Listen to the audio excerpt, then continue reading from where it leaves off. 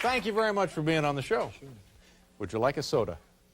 I'd like to see him run again. Yeah, it's pretty exciting, wasn't it? Well, right by the dressing room. Yeah. You know, I remember a long time ago, you and I lived in the same neighborhood. Yeah, I saw you in the bank once. Yeah. You know, I used to go to the market, and I was living with a girl in a house out there and a couple of dogs at the time, and it would always be an exciting day or week for us when we would see you pull up at the market in your pickup truck. Well, I can match that, because I still use your house as a tourist stop when I bring people around my old neighborhood. Dave used to live there? Yeah. Yeah. You know, let's see. Not too long ago, your girlfriend, the mother of your son, was here? Daughter. Daughter. Yeah. And your brother has been here a couple of times? Yes. Right. That's right. Michael? Mm-hmm. Yeah. Your ex-wife has been here a couple of times? Mm-hmm. Yeah. Now, there was a time when I would occasionally make jokes about the difficulties you were having on the show.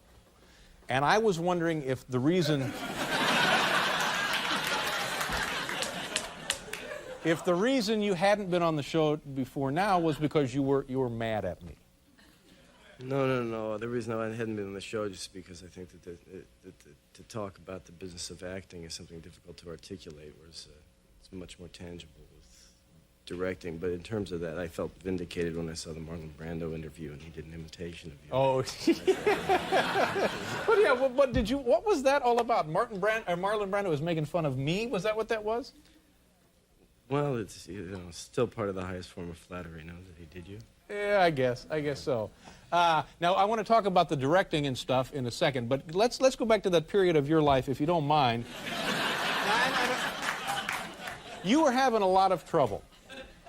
I mean, a lot of trouble, and in fact, some of the trouble took you away for about a month. Was that right? You were actually you were in the L.A. County lockup for 30 days or so, right? Yeah.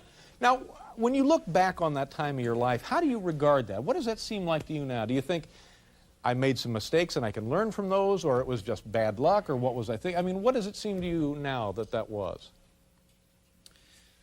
Well, no, I can't say that I have any particular regrets about any of that time period, and in retrospect, it was a fairly short time period when it was so viewed by the press and so on. Yeah. They came down on it, but just one more transition in life, I suppose. Now, do you ever see yourself going through that kind of trouble again? Oh, God, I hope not. Yeah. But it is the kind of thing where you get into a fight with one person, and then all of a sudden situations are presented that would not have been there had the first one not occurred. Yeah, there's a snowball effect to any of that stuff, and particularly when you get caught up on any level in the legal system, as it were, then once you've got a tail on you, then yeah, tend to get in trouble. Yeah. Have you yourself ever been beaten up? Yeah. Really? You have been beaten up? Oh, yeah. How many fights do you think you've been in? As an adult. Now, I'm not talking about high school stuff, but as an adult. Not counting the one here tonight. I'll tell you why I'm asking. I was in 2 fights. Yeah. And I lost both of them, and they just scared me silly, and I said to myself, well, that's it for fighting. Well, I think fighting's an upsetting experience. Yeah. Do you feel badly after you've had, or after you would have one of those? Even if it's justified, you feel nauseous afterward, even if you win. Yeah. But if you have any sense of caring about people at all, you do. Yeah. But a lot of that stuff was fairly. I'm not going to tell you I'm going to heaven, but I would say that a lot of that stuff was pretty well blown out of proportion. Yeah, I can imagine. What little I know of life in the public eye, I can imagine that it was blown out of proportion. And when it looks like you have gotten the better of a person, then everybody, there are going to be lawsuits and it's going to be in the newspapers. But if you're ever in an encounter where you're on the short end of things, you never hear about it, right? Yeah, I don't tend to be one to get into lawsuits that I instigate. Yeah, yeah. Waste of time. All right. Well, anyway, I appreciate your indulgence on this topic, but I think people are, curious about that sort of thing. Yeah. And as far as Madonna goes, have you seen her lately? Do you have a friendly relationship with her now, or? Well, I'll tell you a secret. The fact of the matter is, as I was talking about before, things being blown out of proportion. That was on a rumor. She and I never met. See? There you go.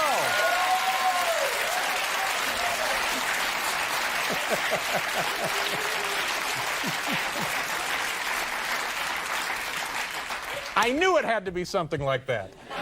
Now, when did you, what was behind the decision to stop acting? Have you stopped acting altogether or just stopped acting temporarily?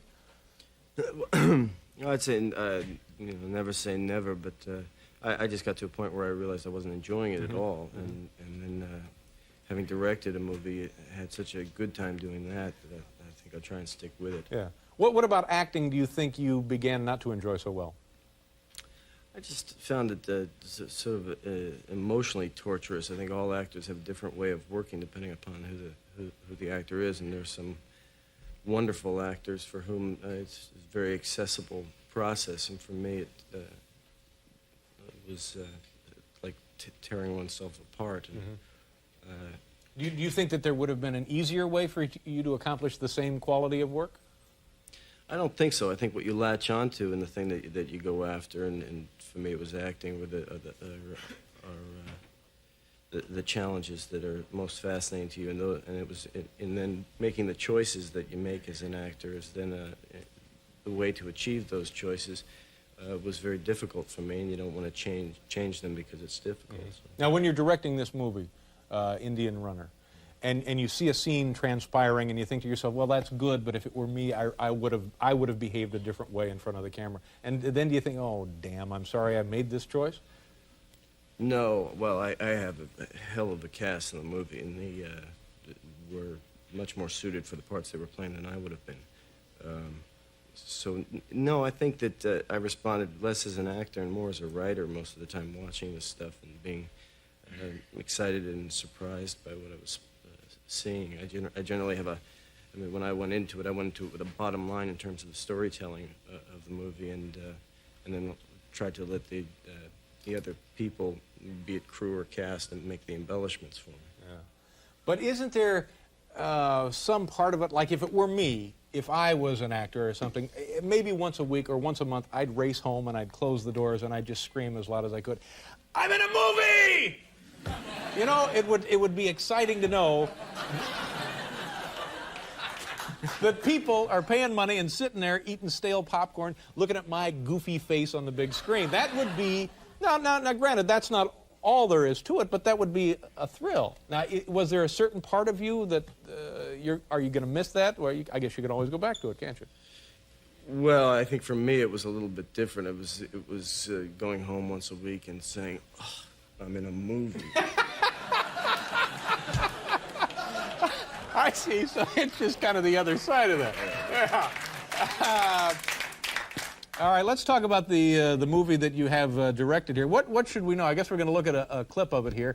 Well, first of all, let's talk about how you got to be from an actor to writing your own script to getting to direct your movie. I mean, people know you're a great actor, but that doesn't necessarily follow that, oh, great, we can trust him with a $10, $12, $15 million budget. So how does that happen that you get to be the director here?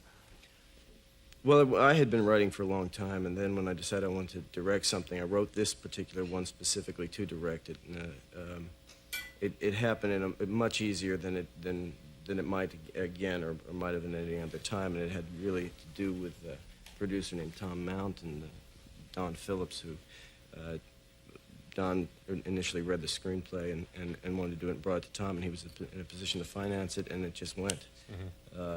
But that's unusual.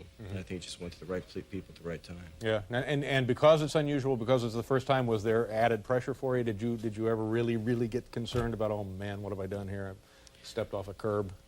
No, I was confident that in terms of the story that I wanted to tell, I had the images in my head and I knew how to achieve them. Whether or not that translates to another story, but and that was really the only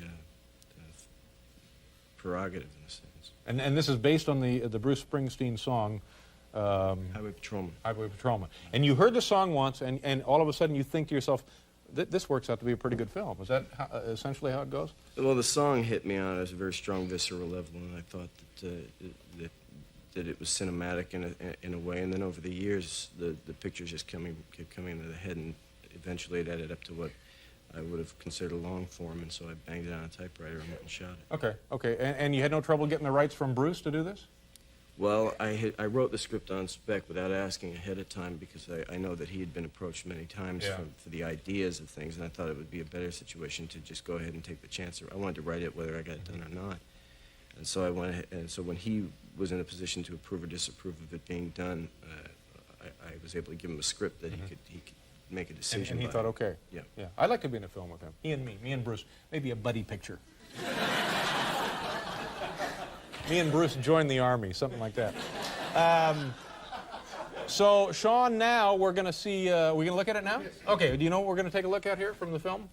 Yeah, it's a scene towards the end of the story where the older brother is confronted his younger brother on some issues of weakness in him that he thinks that he recognizes. This is the essential conflict, a good brother and a bad brother, right?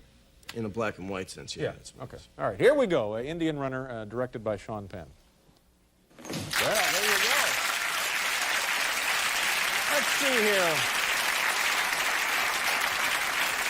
September 20th, the film opens all across the country, New York, L.A., how does it work? No, it's they call it a platform release, where it's 2 theaters in Los Angeles, 2 in New York, 1 in Toronto, and then 2 weeks later, 12 more cities, and then it's up to the movie how it does it. Are you nervous now about this? No, I've taken it to a couple of festivals at this point, so the big sitting in a theater and watching it with a group for the first time has already happened, and I certainly hope the best for it, but I'm a little bit on with it. Well, good luck, and congratulations, and again, thank you very much for being here tonight. I really, really appreciate it. We look forward to it for a long time. Sean Penn, kids. We'll be right back.